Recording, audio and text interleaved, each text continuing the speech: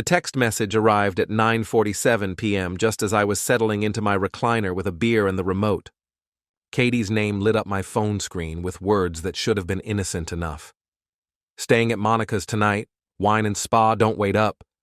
I stared at those words, something cold settling in my stomach. My wife of 12 years had never been the spontaneous spa type.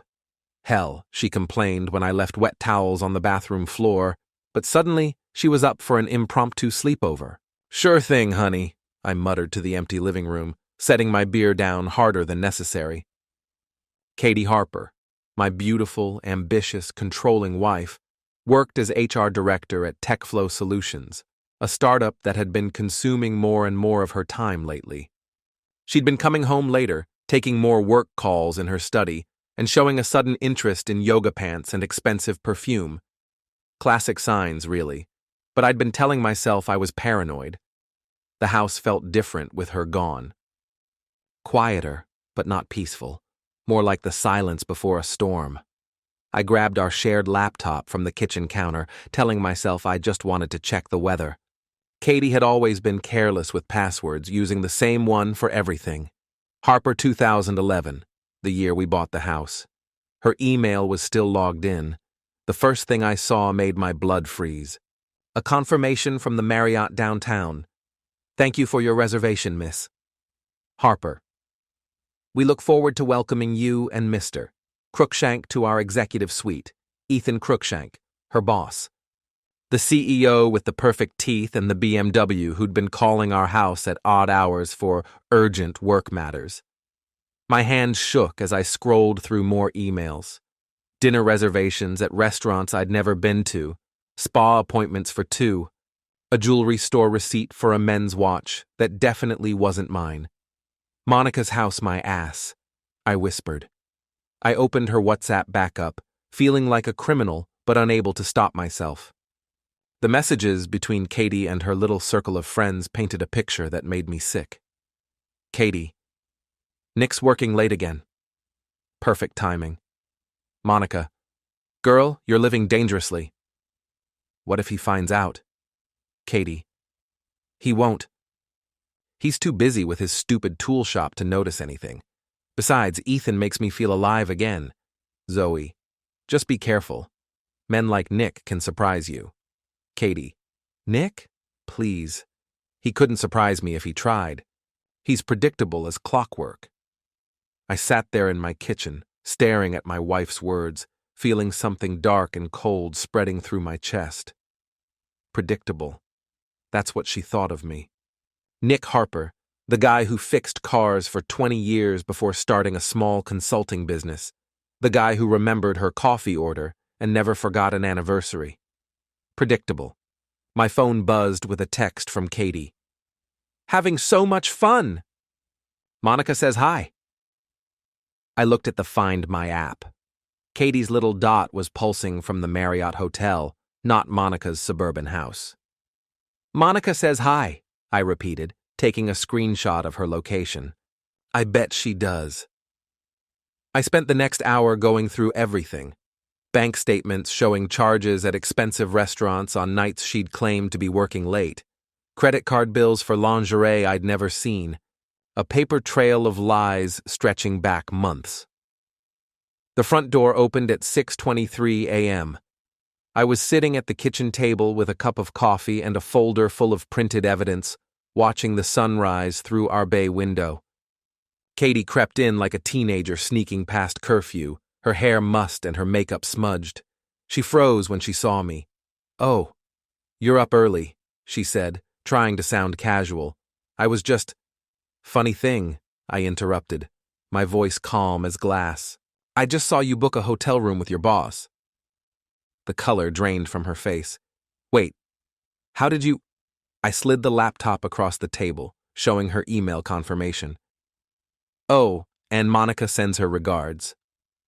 From the Marriott executive suite. Katie's mouth opened and closed like a fish out of water. For the first time in years, my predictable wife was speechless. I stood up, tucking the folder under my arm. We'll talk when you're ready to tell the truth. All of it. I walked out, leaving her standing in our kitchen like a statue, and drove to my tool shop. For the first time in months, I felt completely awake. My shop occupied a converted garage in the industrial district, filled with diagnostic equipment and the comfortable smell of motor oil and metal. It was my sanctuary, the one place Katie never bothered to visit because it was too dirty and loud. I called my old friend Rob Martinez, who ran a private security company after retiring from the police force. He answered on the second ring, his voice gravelly from 30 years of cigarettes. "Nick?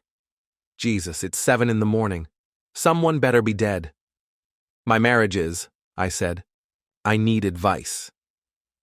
Rob arrived 20 minutes later with coffee and donuts, taking one look at my face and settling in for a long conversation. I showed him everything: the emails, the bank statements, the text messages between Katie and her friends. "Holy shit, Nick. She really did a number on you." Rob shook his head, studying the evidence. "You want to divorce her?" "I want to destroy her," I said quietly. "Her and her boss and every friend who helped her lie to me." Rob raised an eyebrow. "That's dark, even for you. What are you thinking?" "I'm thinking Katie's right about one thing. I am predictable, but maybe it's time to surprise her." We spent the morning planning. Rob's police background made him invaluable for understanding what I could and couldn't do legally. The key was public humiliation without crossing into criminal territory. First step: financial pressure. I changed every password on our joint accounts, effectively locking Katie out of our money. Then I called the credit card companies, reporting suspicious activity on Katie's cards. They were frozen within hours. "Bank fraud alert," I told Rob with grim satisfaction. Completely legitimate considering she's been using our joint card for her affair. Next, I moved everything valuable from our house to the shop. My tools, important documents, family heirlooms, even my grandfather's watch collection. If Katie wanted to play games, she could do it with an empty house. My phone rang constantly, Katie calling, texting, begging me to come home and talk. I ignored every message. At noon, I drove to Monica's house in the suburbs. Monica Chen lived in a pristine colonial with a perfect lawn and a minivan in the driveway. She was Katie's oldest friend, the one who'd supposedly been covering for my wife's affairs. Monica answered the door in yoga pants and a shocked expression. "Nick, what are you doing here?" "Thought I'd thank you personally for all those sleepovers with Katie," I said, pushing past her into the foyer. Must have been exhausting, covering for her hotel visits with Ethan. Monica's face went white. "I don't know what you're talking about." "Really?" "Because I have screenshots of text messages where you're giving my wife advice about her affair. Want to see them?" I pulled out my phone, showing her the WhatsApp conversations. Monica's hands flew to her mouth. "Oh God! Nick, I'm so sorry. I told her it was wrong. I tried to talk her out of it. By helping her plan it. By giving her alibis." My voice was getting louder. "By laughing about how stupid and predictable I am." Monica started crying, which brought her husband Jeff running from the kitchen. He took one look at the situation and demanded to know what was going on. "Your wife's been helping mine cheat," I said simply. "Thought you should know." I left them arguing in their perfect foyer and drove to my next stop. TechFlow Solutions occupied 3 floors of a glass office building downtown. I'd been there exactly twice, once for Katie's company Christmas party and once to pick her up when her car was in the shop.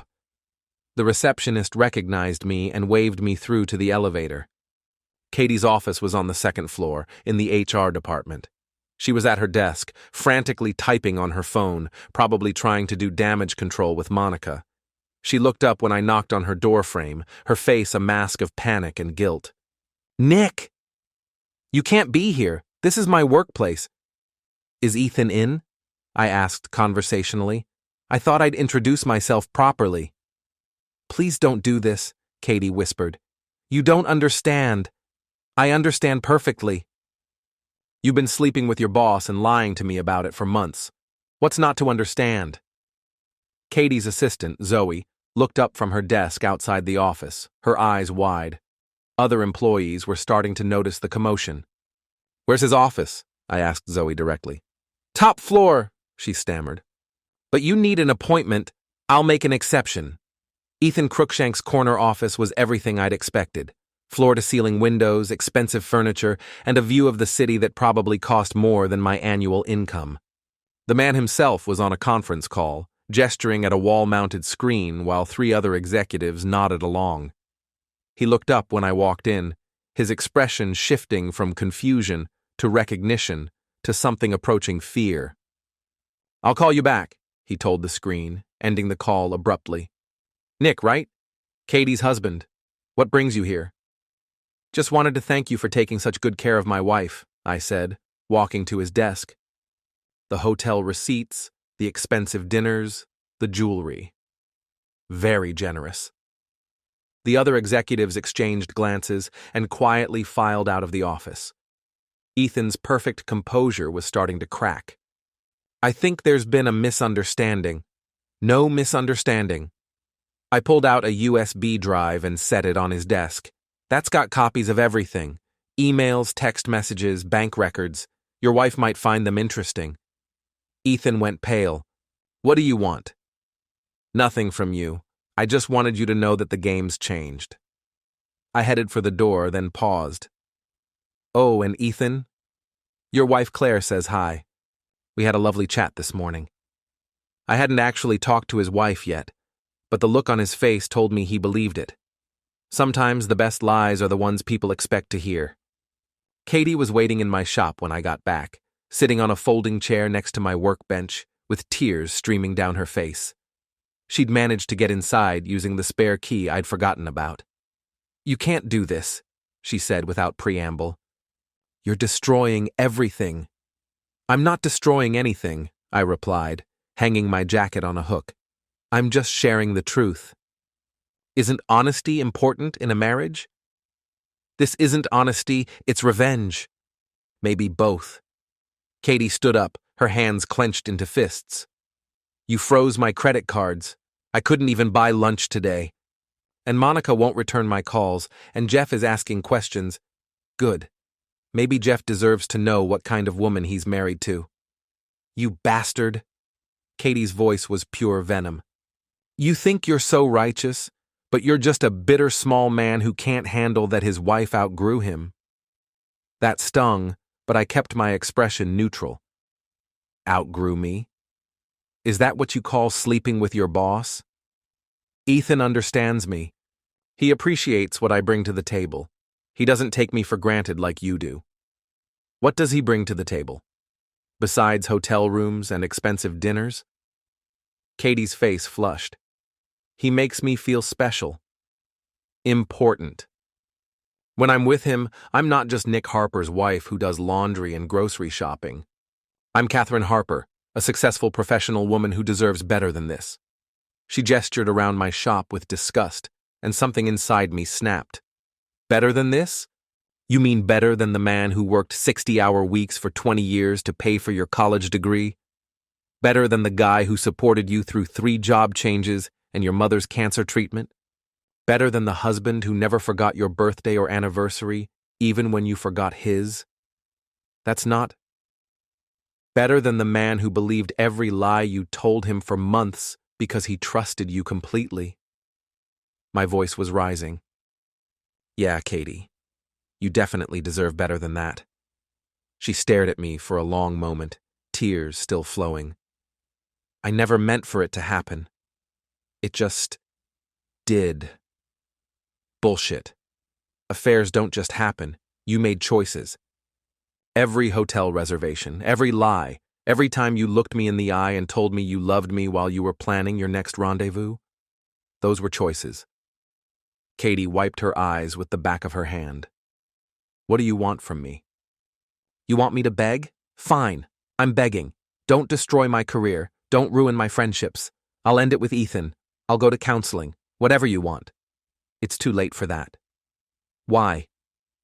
"Because your precious ego is bruised. Because you called me predictable." The words came out quieter than I'd intended, but they hit Katie like a physical blow. Because you and your friends laughed about how stupid I was. Because you thought I was too pathetic to ever find out. Katie's face crumpled. I didn't mean... Yes, you did. And you were wrong. My phone buzzed with a text from Rob. Package delivered to Mrs. Crookshank. She seemed very interested in the contents. I smiled for the first time all day.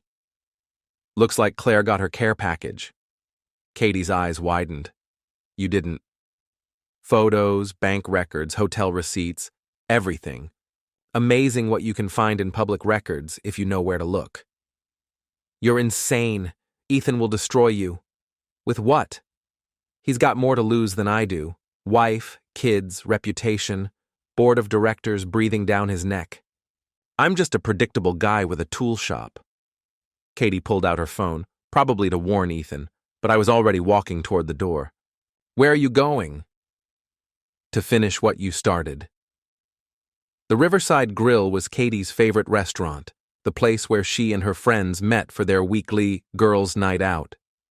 I'd called ahead and reserved the back section, telling them I was planning a surprise party.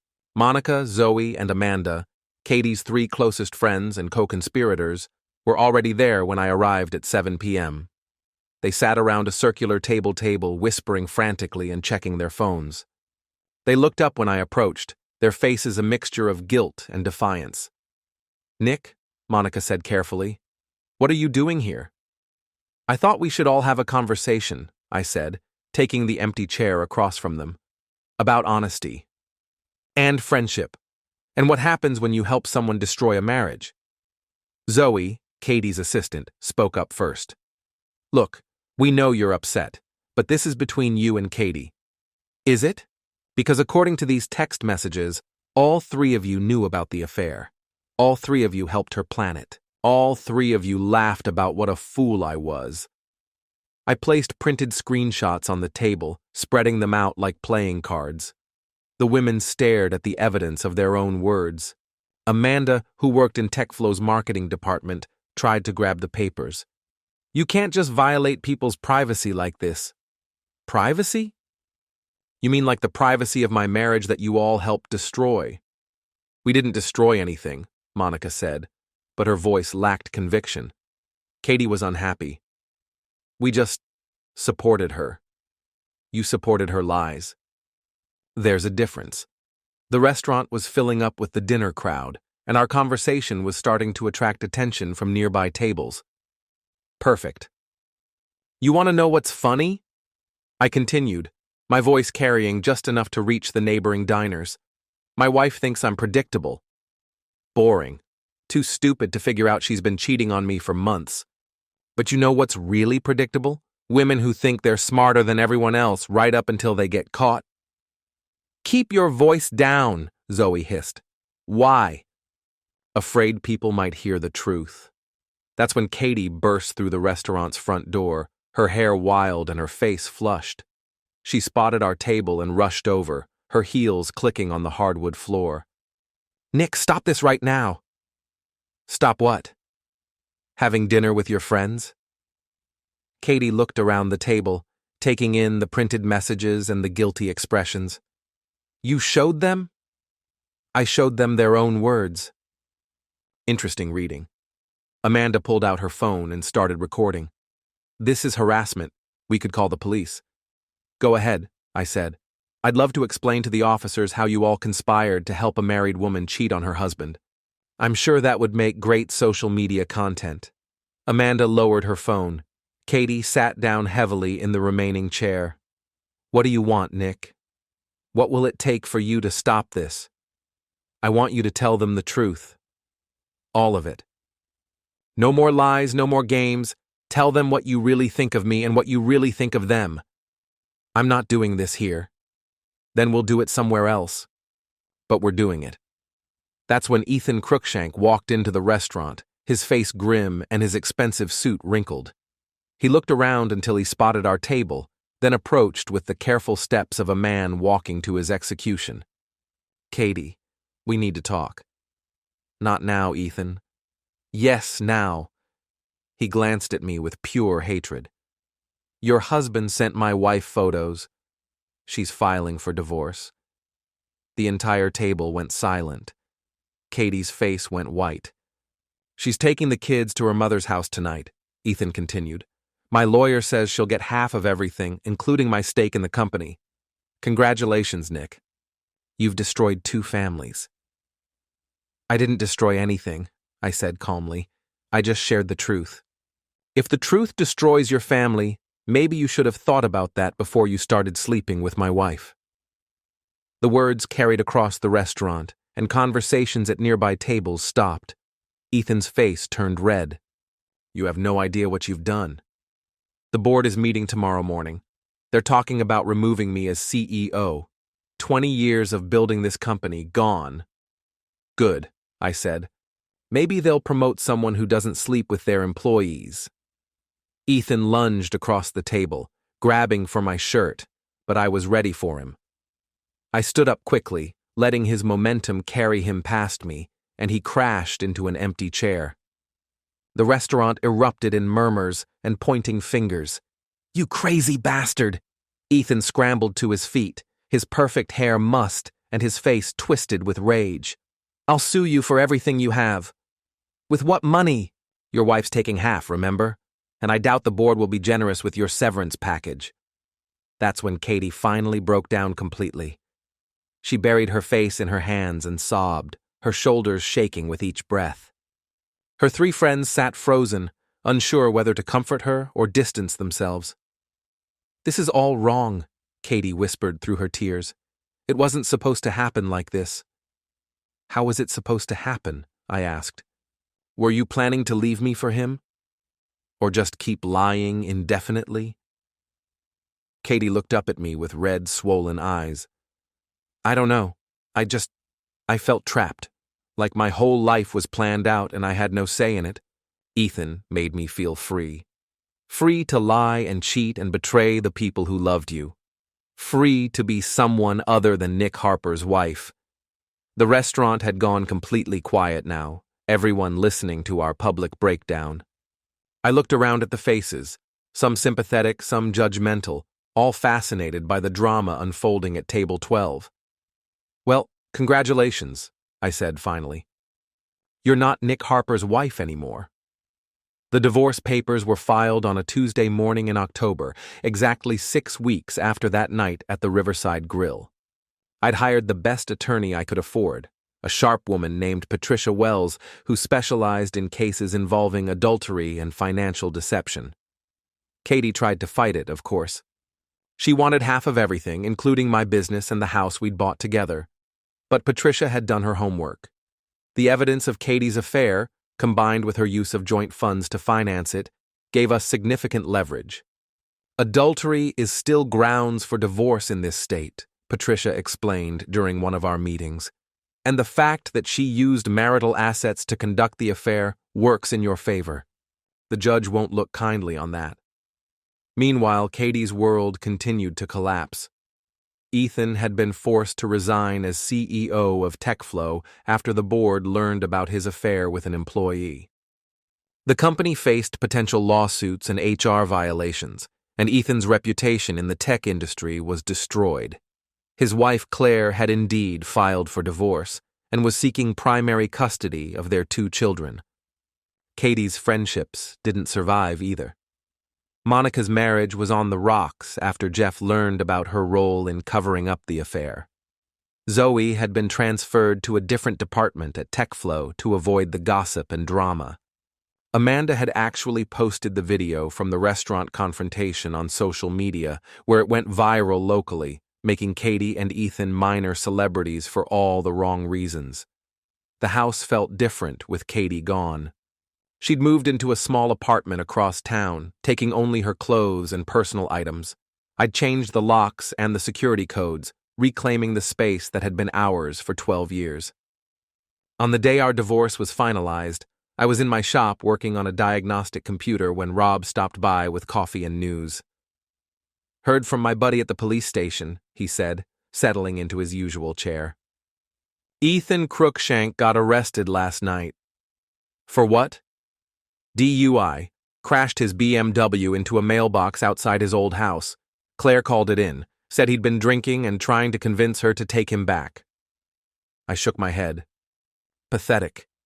Gets better. Katie was in the car with him. That stopped me cold. What? Yep, both of them drunk, both of them crying, both of them blaming you for ruining their lives. The responding officer said it was the saddest thing he'd ever seen. I thought about that for a moment. Katie and Ethan, two people who'd thought they were so smart, so sophisticated, so much better than predictable old Nick Harper, reduced to drunk driving and public meltdowns. You know what's funny? I said finally. I don't feel sorry for them. I thought I would, but I don't. Why should you? They made their choices. Katie always said I was too nice, too forgiving, too predictable. I took a sip of coffee. Maybe she was right about the first two. Rob laughed. You're not the same guy you were 6 months ago, that's for sure. He was right. The man who'd sat in his kitchen reading those text messages, feeling sorry for himself and wondering what he'd done wrong, was gone. In his place was someone harder, more calculating, less willing to trust or forgive. The settlement hearing was held on a gray November morning in family court. Katie showed up with a public defender. She couldn't afford a private attorney anymore, while I sat next to Patricia with our carefully organized evidence. Judge Morrison was a no-nonsense woman in her 60s, who'd clearly seen every variation of marital drama. She reviewed our case files with professional detachment, occasionally asking questions or requesting clarification. Mrs. Harper, she said finally, you're seeking 50% of marital assets, including the family home and your husband's business. On what grounds? Katie's lawyer, a young man who looked fresh out of law school, stood up nervously. Your Honor, my client contributed to the marriage through her career and domestic support. And by conducting an extramarital affair using joint funds, Judge Morrison interrupted, consulting her notes. I see charges for hotels, restaurants, and gifts that clearly weren't for the benefit of the marriage. Katie's face flushed red. She whispered something to her lawyer, who shook his head. Your Honor, Patricia said, standing up smoothly, we're prepared to offer Mrs. Harper 20% of liquid assets, excluding the home and business, in exchange for a clean break. No alimony, no further claims. It was a generous offer, considering the circumstances. Katie would walk away with enough money to start over, but not enough to maintain the lifestyle she'd grown accustomed to. Judge Morrison looked at Katie. Mrs. Harper, do you accept this settlement? Katie stared at me across the courtroom, her eyes filled with something between hatred and regret. For a moment, I thought she might reject the offer and drag us through a trial, but her lawyer whispered something in her ear and she nodded. I accept. Very well, divorce granted. Just like that, 12 years of marriage were officially over. Outside the courthouse, Katie caught up with me as I was walking to my truck. Nick, wait. I turned around. She looked smaller somehow, diminished by everything that had happened. I know you hate me, she said, and I know I deserve it. But I need you to know that I never meant for things to go this far. What did you mean for Katie? How was this supposed to end? She was quiet for a long moment. I don't know. I guess I thought you'd never find out. That I could have both lives. Your mistake was thinking I was too stupid to figure it out. You weren't stupid. You were trusting, and I took advantage of that. She wiped her eyes with a tissue. For what it's worth, I'm sorry. Not just for getting caught, but for all of it. You deserved better. Yes, I said simply. I did. Katie nodded and walked away, her heels clicking on the courthouse steps.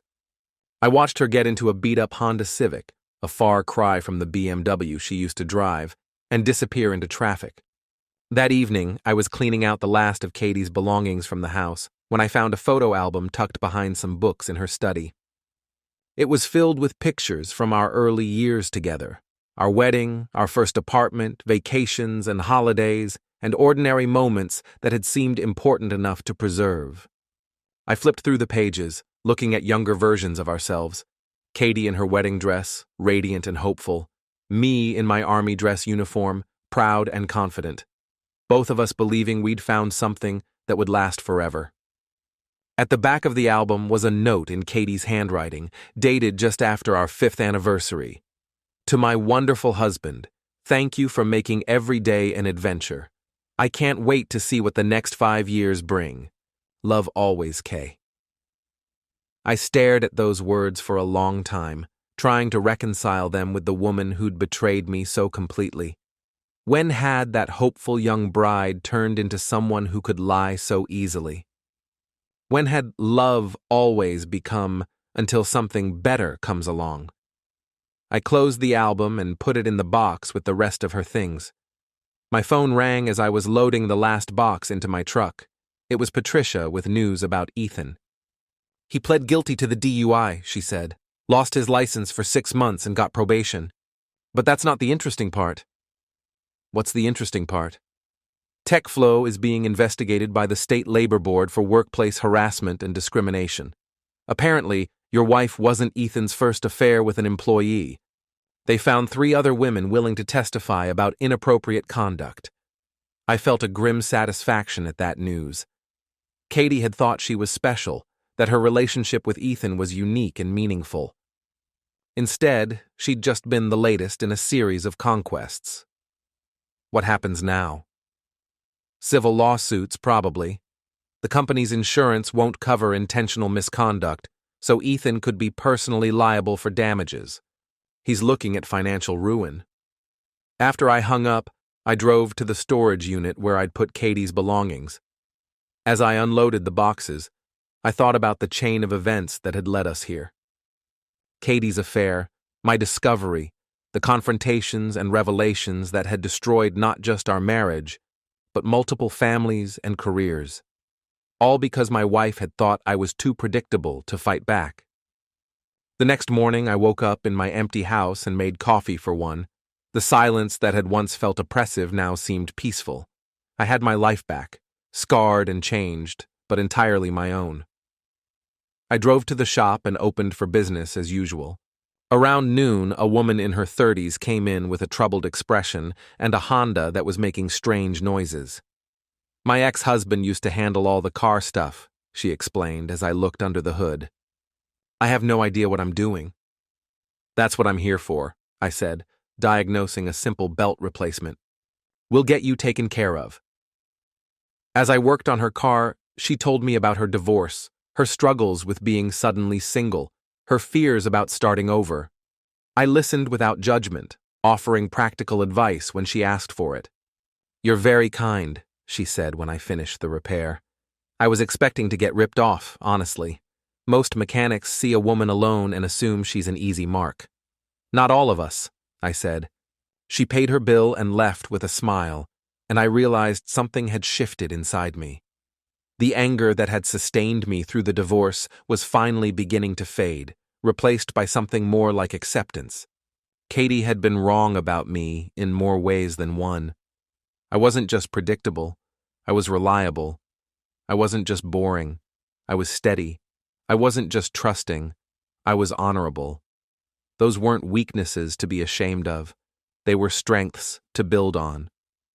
That evening, I got a text from an unknown number. This is Claire Cruikshank. I wanted to thank you for opening my eyes about my husband. The divorce will be final next month. I hope you're doing well. I texted back, I'm doing fine. I hope you and your kids are too. A few minutes later, we are. It's scary starting over, but also liberating. I feel like I can breathe again. I understood exactly what she meant. 6 months later, I was having dinner at the Riverside Grill, the same restaurant where I'd confronted Katie and her friends. I'd become a regular there, enjoying the food and the atmosphere without the weight of deception hanging over me. I was reading the news on my phone when I overheard a familiar voice from across the restaurant. Katie was there with a man I didn't recognize, their conversation tense and hushed. I can't keep doing this, the man was saying.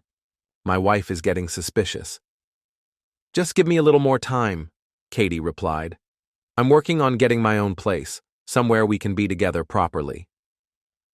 I shook my head and went back to my dinner. Some people never learned. As I was paying my bill, Katie spotted me and approached my table. She looked older, worn down by the consequences of her choices. Hello, Nick. Katie. How are you doing? Better than expected. You? She glanced back at her companion, who was checking his phone nervously. I'm managing. Starting over isn't easy. No, I agreed. It's not. I heard you're doing well. The business is growing. It is. We stood there in awkward silence for a moment, two people who'd once shared everything and now had nothing to say to each other. I should go, Katie said finally. My friend is waiting. Married friend? I asked quietly. Katie's face flushed, but she didn't deny it. Some habits are hard to break. Some people are hard to fix. She walked back to her table without another word. I left the restaurant and drove home to my quiet house, feeling something like pity for the woman who'd once been my wife. A year after our divorce was finalized, I ran into Monica at the grocery store. She looked embarrassed when she saw me, but I nodded politely and continued shopping. Nick, she called out as I was loading my cart. Can I talk to you for a minute?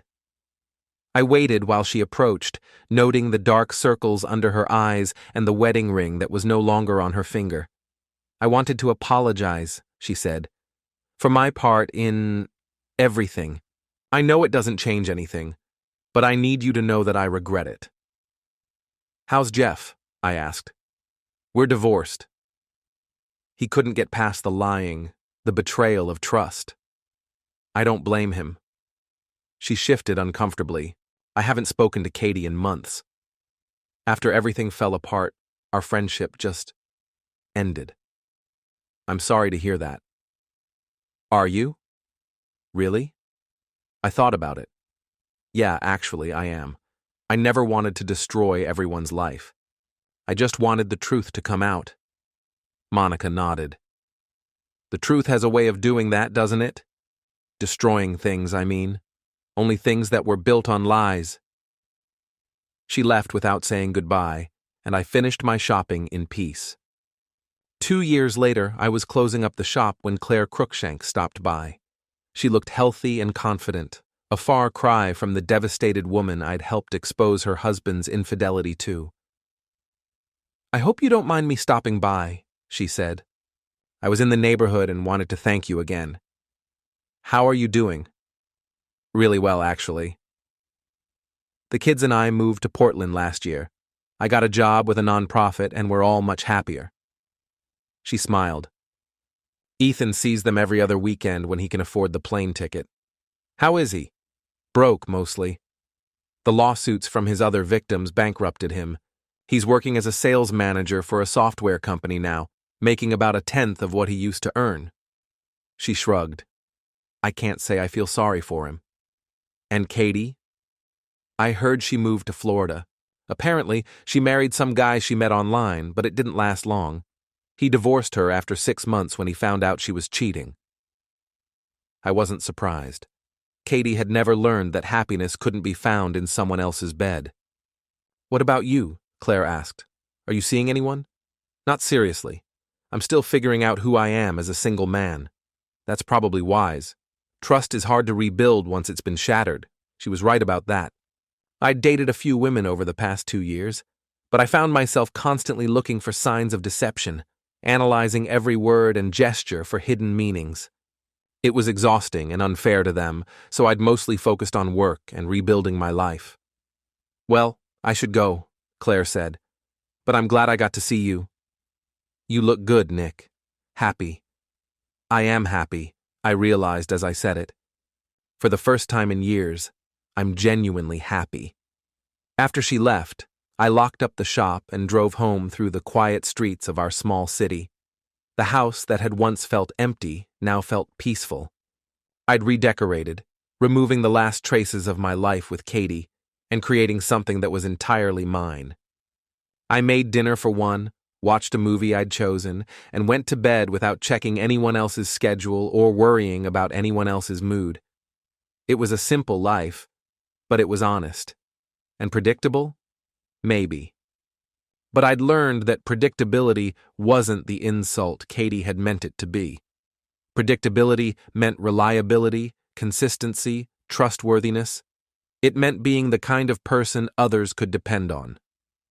Katie had thrown all of that away for excitement and passion and the thrill of forbidden romance. Where had it gotten her?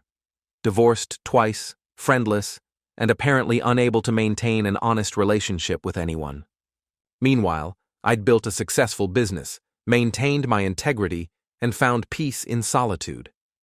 I'd learned that revenge wasn't about destroying your enemies, it was about refusing to let them destroy you. The last I heard of Katie was from Rob, who'd run into her at a casino outside the city. She'd been alone, drinking too much, and complaining to anyone who would listen about how her ex-husband had ruined her life. She looked rough, Rob told me. Like someone who'd made a lot of bad choices and was still making them. I felt a flicker of the old anger, but it passed quickly. Katie's problems were no longer my concern. She'd made her choices, and I'd made mine. On a warm spring evening 3 years after our divorce, I was having dinner on my back deck when my phone rang. The caller ID showed Katie's name, and for a moment I considered not answering. But curiosity got the better of me. "Hello, Katie." "Nick." Her voice was slurred, and I could hear bar noise in the background. "I wanted to call and tell you something." "What's that?" "You won. Okay? You won. Are you happy now?" "I'm not sure what you mean. Don't play dumb." "You destroyed my life, my career, my friendships, everything. And now I'm sitting in some shitty bar in Tampa, drinking alone on my birthday, with no money and no prospects, and no one who gives a damn about me." She was crying now. "So congratulations, Nick. You got your revenge." I was quiet for a long moment, listening to her sob into the phone. "Katie," I said finally, "I didn't destroy your life." "You did.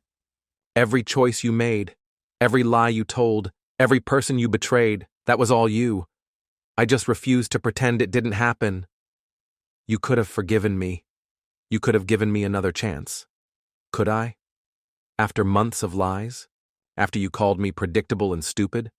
After you used our money to finance your affair?" I shook my head, even though she couldn't see it. "Some things can't be forgiven, Katie. Some trust can't be rebuilt. So, that's it? I'm supposed to suffer forever for one mistake. It wasn't one mistake. It was hundreds of them, made over months. And you're not suffering because I won't forgive you. You're suffering because you keep making the same choices." The line went quiet, except for the background noise of the bar. "I loved you once," Katie said finally. "I know. I loved you too. But love isn't enough when it's not accompanied by respect and honesty. I'm sorry, Nick. For all of it. I know it doesn't matter now, but I am sorry. It does matter, and I forgive you, Katie. Not for your sake, but for mine." She hung up without saying goodbye. I sat on my deck for a long time after that call, watching the sunset and thinking about the path that had brought me here. Katie was right about one thing. I had won. But not in the way she meant. I'd won my self-respect back. I'd won my independence. I'd won the right to live honestly, without lies or deception or betrayal. I'd won a life that was entirely my own. And yes, I'd gotten my revenge. Not through elaborate schemes or public humiliation, though there had been some of that, but simply by refusing to let Katie's betrayal destroy me, by building something better from the wreckage of our marriage. The predictable man she'd underestimated had surprised her in the end, not by becoming someone else, but by becoming more fully himself. 5 years later, I was a different man living a different life. My business had expanded to include 3 locations and a dozen employees. I'd bought a larger house in a better neighborhood. I'd even started dating again, carefully, slowly, but with genuine hope for the future. I never saw Katie again. though I heard occasional updates through the small-town gossip network. She'd moved back to our city, working as a receptionist at a dental office and living in a studio apartment. She'd apparently given up on marriage and relationships entirely, focusing instead on staying sober and trying to rebuild some connection with her family. I wished her well, in an abstract sort of way. Not because I'd forgiven her, though I had, but because holding on to anger was like drinking poison and expecting someone else to die. On the 5th anniversary of our divorce, I was having dinner at the Riverside Grill when the hostess approached my table. "Excuse me, Mr. Harper? There's a woman at the bar who asked me to give you this." She handed me a folded napkin with a message written in familiar handwriting. "Thank you for teaching me that actions have consequences. I hope you're happy." I looked toward the bar, but Katie was already gone. Through the window, I saw her walking down the street alone, her shoulders straight and her pace steady. She looked sober and purposeful, like someone who'd finally learned from her mistakes. I folded the napkin and put it in my wallet, next to the business cards and receipts and other debris of daily life. It seemed like an appropriate place for the final word in our story, tucked away but not forgotten, a reminder of where I'd been and how far I'd come. The waiter brought my check, and I paid it with cash, leaving a generous tip. Outside, the evening air was warm and full of possibility.